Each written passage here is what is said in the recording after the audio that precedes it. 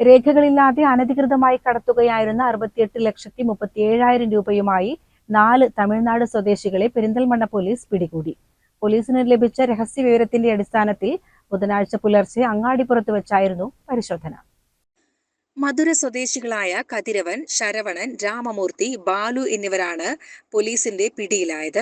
മധുരയിൽ നിന്നും കോഴിക്കോട്ടേക്ക് വരികയായിരുന്ന ഇവർ സഞ്ചരിച്ച സ്വകാര്യ ബസിൽ നിന്നാണ് പണം പിടിച്ചെടുത്തത്.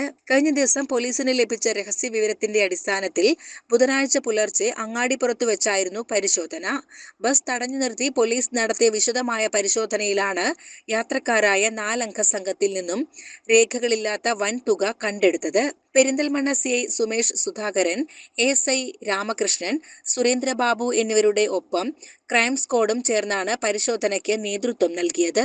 പിടിച്ചെടുത്ത പണത്തിന്റെ ഉറവിടത്തെക്കുറിച്ചും ഇത് ആർക്ക് കൈമാറാനാണ് കൊണ്ടുവന്നതെന്നതിനെക്കുറിച്ചും പോലീസ് അന്വേഷണം ആരംഭിച്ചിട്ടുണ്ട്. CCN പെരിന്തൽമണ്ണ.